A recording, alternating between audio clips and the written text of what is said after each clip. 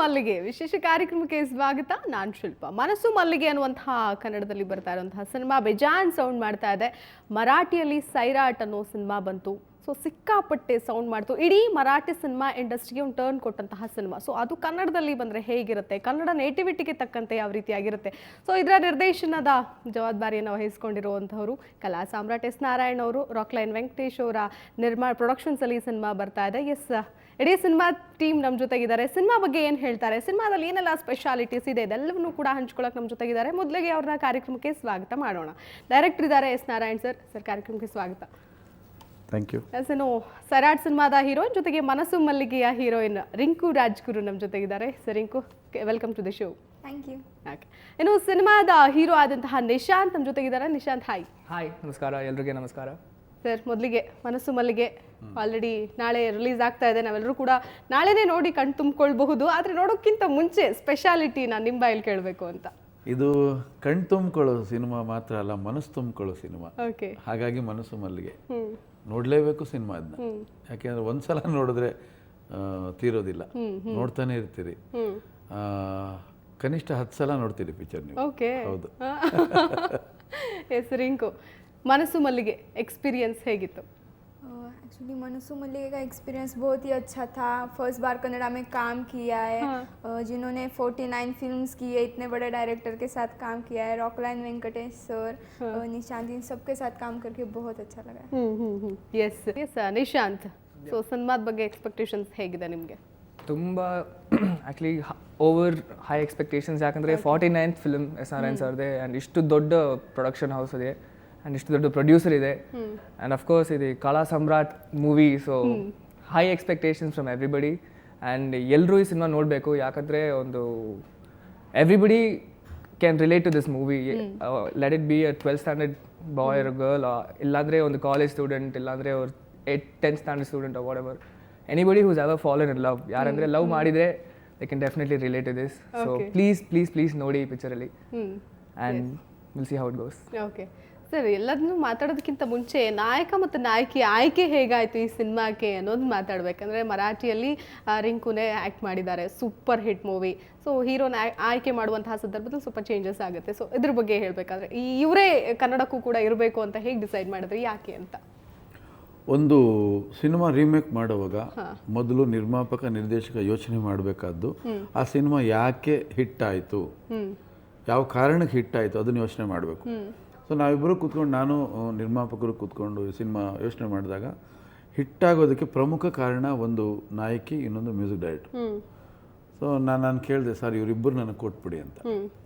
ರಾಕ್ಲೈನ್ ವೆಂಕಟೇಶ್ ಅವರ ಒಂದು ಗುಣ ಏನು ಅಂದರೆ, ನಿರ್ದೇಶಕರು ಏನು ಕೇಳ್ತಾರೋ ಅದು ಎಷ್ಟೇ ಕಷ್ಟ ಆಗಲಿ, ಎಷ್ಟೇ ಕಾಸ್ಟ್ಲಿ ಆಗಲಿ, ಅದನ್ನು ಒದಗಿಸೋ ಜವಾಬ್ದಾರಿ ಅವ್ರದ್ದು. ಒದಗಿಸ್ತಾರೆ, ಆಗೋಲ್ಲ ಅಂತ ಹೇಳೋದೇ ಇಲ್ಲ ಅವರು. ಸೊ ರಿಂಕುನ ಟ್ರೈ ಮಾಡಿದ್ರು.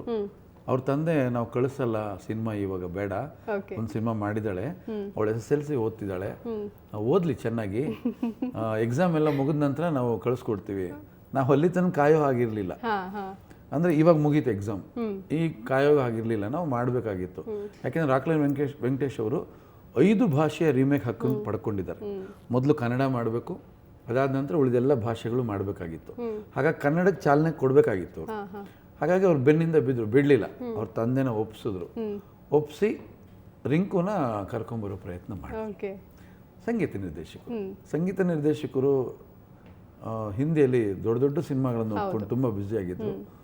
ಆಮೇಲೆ ಅವ್ರು ಹೇಳಿದ್ರು, ಸರ್ ನಮ್ಗೆ ಕಷ್ಟ ಆಗುತ್ತೆ, ನಾವು ಸುಮ್ಮನೆ ಏನೋ ಬಂದು ಮಾಡೋಕ್ಕಾಗಲ್ಲ, ನಾವು ಒಂದು ಸಿನಿಮಾ ಕೆಲಸ ಮಾಡ್ಬೇಕಾದ್ರೆ ನಮ್ಮನ್ನು ಸಂಪೂರ್ಣ ತೊಡಗಿಸ್ಕೋತೀವಿ, ಇಲ್ದೋ ನಾವು ಅಂಥ ಸಿನಿಮಾಗಳು ಒಪ್ಕೊಳ್ಳಲ್ಲ, ಖುಷಿ ಆಗುತ್ತೆ ನಮ್ಮ ಕನ್ನಡ ಸಿನಿಮಾ ಆಫರ್ ಬಂದಿರೋದು, ನಾವು ಈ ಸಿನಿಮಾ ಮಾಡೋಕ್ಕಾಗಲ್ಲ ಸರ್ ಅಂತ.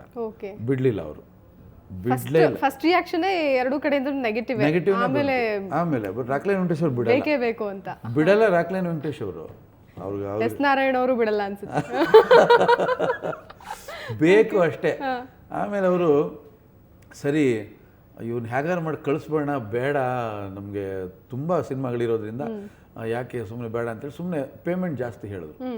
ಹೋಗ್ಬಿಡ್ತಾರೆ, ಕನ್ನಡ ಪ್ರೊಡ್ಯೂಸರ್ಸ್ ಅಲ್ವಾ, ಪೇಮೆಂಟ್ ಜಾಸ್ತಿ ಕೇಳಿದ್ದಾರೆ. ಅವ್ರು ಕೇಳಿದ್ರ ಮೇಲೆ 1,000 ರೂಪಾಯಿ ಜಾಸ್ತಿ ಕೊಡ್ತೀನಿ ಅಂತ ಹೇಳಿದರು ಅವರು. ಅವ್ರು ಏನು ಸಂಭಾವನೆ ಕೇಳಿದ್ರು ಅದ್ರ ಮೇಲೆ 1 ರೂಪಾಯಿ ಜಾಸ್ತಿ ಕೊಡ್ತೀನಿ ಬನ್ನಿ ಅಂತ ಹೇಳಿದರು. ಓಕೆ ಅವಾಗ ಗೊತ್ತಾಯ್ತು ಪ್ರೊಡ್ಯೂಸರ್ ತೂಕ ಬೇಕೇ ಬೇಕು ಅಂತ ಹೇಳಿ. ಪ್ರೊಡ್ಯೂಸರ್ ತೂಕ ಗೊತ್ತಾಯ್ತು ಓಕೆ ಅವ್ರಿಗೆ. ಎಸ್ ಸೊ ಬಂದರು, ಕೆಲಸ ಮಾಡಿದ್ರು. ಸೊ ಈ ಮ್ಯೂಸಿಕ್ ಡೈರೆಕ್ಟರ್ ಮತ್ತು ಹೀರೋಯಿನ್ ಇವರಿಬ್ಬರು ಕೂಡ ಈ ಒಂದು ಸಿನಿಮಾಗೆ ತುಂಬ ಇಂಪಾರ್ಟೆಂಟ್. ಅದಾದ ನಂತರ ನಾನು ಹೀರೋ ಆಯ್ಕೆಯಲ್ಲಿ ನಾನು ಕೂತ್ಕೊಂಡೆ. ಚಾಕ್ಲೇಟ್ ಹೀರೋ ತರ ಕಾಣಿಸ್ತಿದ್ದಾರೆ ನಿಶಾಂತ್. ಸುಮಾರು 8,000 ಜನ ಓಕೆ ಅರ್ಜಿ ಹಾಕಿದ್ದು, ನೇರವಾಗಿ ಬಂದಿದ್ದು, ಫೋಟೋ ಕೊಟ್ಟಿದ್ದು, ಫೋಟೋಗಳನ್ನ ಕಳಿಸ್ಕೊಟ್ಟಿದ್ದು, ಇವೆಲ್ಲ ಒಟ್ಟಾರೆ 8,000 ಜನ. 8,000 ಹುಡುಗರಲ್ಲಿ ನಮ್ಗೆ ಯಾರೂ ಇಷ್ಟ ಆಗಲಿಲ್ಲ. ಯಾಕೆಂದರೆ ಈ ಚಿತ್ರಕ್ಕೆ ಒಬ್ಬ ದೊಡ್ಡ ಮಾಸ್ ಹೀರೋ ಬೇಕಾಗಿರಲಿಲ್ಲ. ನಮಗೊಬ್ಬ ಮುಗ್ಧ ಸುಂದರ ಬೇಕಾಗಿತ್ತು. ಅಂಥ ಹುಡುಗ ಬೇಕಾಗಿತ್ತು. ಅವನ ಮುಖದಲ್ಲಿ ಒಂದು ನಿಸ್ವಾರ್ಥದ ಮನೋಭಾವ ಕಾಣಬೇಕಾಗಿತ್ತು. ಆ ಥರ ಹುಡುಗನ ಹುಡುಕ್ತಾ ಇದ್ವಿ. ಅಚಾನಕ್ಕಾಗಿ ಒಂದಿನ ರಾಕ್ಲೈನ್ ಸರ್ ಒಂದು ಫೋಟೋ ತೋರಿಸ್ತಿದ್ದಾಗ ಇಷ್ಟ ಆಯಿತು ಆ ಫೋಟೋ. ಆಮೇಲೆ ಯಾರಿರ್ಬೋದು ನೋಡಿ ಅಂದರು. ನಾನು ಅಷ್ಟೊಂದು ಬುದ್ಧಿವಂತ ಅಲ್ಲ ಸರ್, ದಡ್ಡ ಸರ್ ಅಂದೆ. ಆಮೇಲೆ ಅವ್ರು ಹೇಳಿದ್ರು, ಕನ್ನಡದಲ್ಲಿ ವೃತ್ತಿ ಬದುಕನ್ನು ಆರಂಭಿಸಿ ಕನ್ನಡದಲ್ಲೇ ಅತಿ ಹೆಚ್ಚು ಸಿನಿಮಾಗಳನ್ನು ಮಾಡಿರ್ತಕ್ಕಂಥ ಸತ್ಯಪ್ರಕಾಶ್ ಅವರ ಮಗ ಅಂತ ಹೇಳಿದ್ರು. ಸೊ ನನಗೆ ಸಂತೋಷ ಆಯಿತು. ಅಂದರೆ ಕಲಾವಿದ್ರ ಮಕ್ಕಳು ಅಭಿನಯ ಹೇಳ್ಕೊಡೋ ಅವಶ್ಯಕತೆ ಇಲ್ಲ, ಅವ್ರ ಜೀನಲ್ಲಿ ಇರುತ್ತೆ. ಸರ್ ಕರೆಸಿ ಸರ್ ಅಂತ ಹೇಳಿದೆ. ಸೊ ಕರೆಸಿ 8,001ನೇ ಹುಡುಗ ನಿಶಾಂತ್. ಕರೆಕ್ಟಾಗಿ 8,000 ಆಗಿತ್ತು ಅಲ್ಲಿಗೆ. ರೌಂಡ್ ಫಿಗರ್ ಆಗೋಗಿತ್ತು. ಸೆಲೆಬ್ರೇಷನ್ ಮಾಡೋದು ಒಂದು ಬಾಕಿ ಇತ್ತು. ನಿಶಾಂತ್ ಅವರಿಗೆ ಒಂದು ಪ್ರಶ್ನೆ ಕೇಳಬೇಕು. ಏನು ಅಂತಂದ್ರೆ ನೆಗೆಟಿವ್ ಶೇಡ್ಸ್ ಸತ್ಯಪ್ರಕಾಶ್ ಅವರು ಹೆಚ್ಚಾಗಿ ಕಾಣಿಸ್ಕೊಂಡಂಥದ್ದು. ನೀವು ಈಗ ಫಸ್ಟ್ ಸಿನಿಮಾದಲ್ಲಿ ಚಾಕ್ಲೇಟ್ ಹೀರೋ ತರ ಕಾಣ್ತಾ ಇದ್ದೀರಾ, ಇನ್ನೋಸೆಂಟ್ ಫೇಸ್ ಈ ತರ. ಸೊ ಈ ಒಂದು ಚೇಂಜಸ್ ಇಂದ ನಿಮ್ಗೆ ಹೇಗೆ ಅನಿಸ್ತು, ಹೇಗೆ ಅಕ್ಸೆಪ್ಟ್ ಮಾಡಿದ್ರಿ? ಖುಷಿ ಆಯ್ತಾ ಈಗ ಸಿನಿಮಾದ ಒಂದು ಆಫರ್? ತುಂಬಾ ಖುಷಿ ಆಗಿತ್ತು. ಯಾಕಂದ್ರೆ ಒಂದು ಮನೆಯಲ್ಲಿ 2 ವಿಲನ್ ಅಂದ್ರೆ ತುಂಬಾ ಪ್ರಾಬ್ಲಮ್ ಆಗಿತ್ತು. ಸೊ ಒಂದು ವಿಲನ್ ಒಂದು ಹೀರೋ ಇದ್ರೆ ಇಟ್ಸ್ ಈವ್ನಿಂಗ್ ಇಟ್ ಔಟ್ ಅಂತ. ಸೊ ಬೇಸಿಕ್ಲಿ ಒಂದು ಚಾಕ್ಲೇಟ್ ಬಾಯ್ ತರ ನೋಡಿದಂదుకే నాకు ಆಕ್ಚುಲಿ ಕನ್ನಡ ಆಡಿಯನ್ಸ್ ಅಕ್ಸೆಪ್ಟ್ ಮಾಡಿದಂదుకే ತುಂಬಾ ಥ್ಯಾಂಕ್ಸ್. Thank you. ಸೊ ಅದೇ basically it's very flattery. So ಒಂದ್ ಮನೇಲಿ 2 ವಿಲನ್ ಬೇಡ ಅಂತ ನೀವೇ ಆಲ್ರೆಡಿ ಡಿಸೈಡ್ ಮಾಡಿದ್ರಿ? ನನ್ನ ತಾಯಿ ಅಲ್ಲ, ಇಬ್ರು ವಿಲನ್ ಇದ್ರೆ ಅಟ್ಲೀಸ್ಟ್ ಹೊಂದ್ಕೊಂಡಿರ್ತಾರಪ್ಪ. ಹೀರೋ ವಿಲನ್ ಬಿಟ್ಟು ಬರೀ ಜಗಳ ಮಾಡ್ತಾ ಇರಲ್ವಾ ಅಲ್ವಾ? ಅಲ್ಲ, ಹೀರೋ ಹುಡ್ಕೊಂಡು ಬೇರೆ ಕಡೆ ಹೋಗ್ಬೇಕಲ್ಲ. ಇಬ್ರು ಹೀರೋ ಇದ್ರೆ ಅದಕ್ಕೆ ಅಲ್ಲೇ ಇದ್ರೆ ಅಲ್ಲೇ ಇರ್ತಾರ ಜೊತೆಗೆ ಅಂತ ಅಲ್ವಾ? ಹೌದು, ಕರೆಕ್ಟ್. ಒಂದು ಕಾಯಿನ್ ತರ heads and tails. So hero and villain. ಅಪ್ಪ ಖುಷಿ ಆದ್ರ? ಅಪ್ಪ ಡೆಫಿನೆಟ್ಲಿ ಖುಷಿ ಆಗಿದೆ. ಓಕೆ.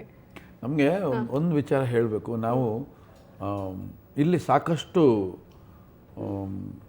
ಕೆಲವು ಕಲಾವಿದರ ಮಕ್ಕಳನ್ನ ನಾವು, ಐ ಆಮ್ ಸಾರಿ, ನಾನು ಯಾರನ್ನೂ ದೂರ್ತಾ ಇಲ್ಲ, ಅವ್ರನ್ನ ಆಯ್ಕೆ ಮಾಡ್ಕೊಂಡ್ವಿ. ನಾವು ಆಯ್ಕೆ ಮಾಡಿದ್ವಿ, ಅವ್ರನ್ನ ಇಂಟ್ರೊಡ್ಯೂಸ್ ಮಾಡೋಣ ಅಂತೇಳಿ. ನಾಳೆ ಯಾರೋ ಪ್ರಶ್ನೆ ಮಾಡ್ಬೋದು ನನ್ನ, ಇಲ್ಲಿ ತುಂಬ ಜನ ಇದ್ರಲ್ಲ ಯಾಕೆ ಆಯ್ಕೆ ಮಾಡಲಿಲ್ಲ ಅಂತ. ಕೆಲವ್ರನ್ನ ಆಯ್ಕೆ ಮಾಡಿದ್ವಿ.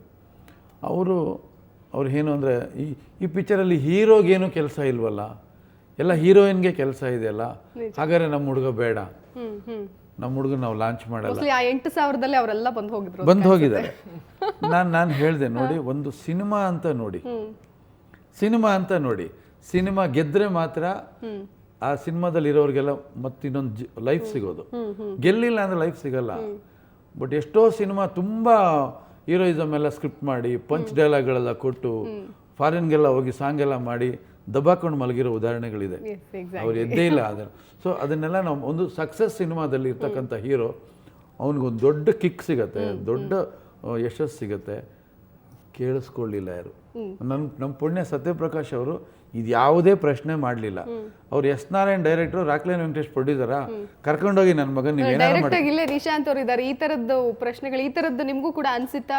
ಹೀರೋಗ್ ಒಂದು ಇಮೇಜ್ ಇರಬೇಕು, ಒಂದು ಅದಕ್ಕೊಂದು ಪ್ರಾಧಾನ್ಯತೆ ಇರಬೇಕು, ಆ ತರ ಸಿನಿಮಾಕ್ಕೆ ಕ್ಯಾರೆಕ್ಟರ್ ಬೇಕಂತೆ, ಆ ಕ್ಯಾರೆಕ್ಟರ್ ಬೇಕೇ ಬೇಕು. ಸೊ ಒಂದು ಹೀರೋಯಿಸಮ್ ಮಾಡೋದು ಬೇಕು ಅನ್ಕೊಂಡಿರ್ಲಿಲ್ಲ. ಒಳ್ಳೆ ಪಾತ್ರ ಸಿಕ್ಕಿದ್ರೆ ಒಳ್ಳೇದು ಅಂತ ಹೇಳಿ.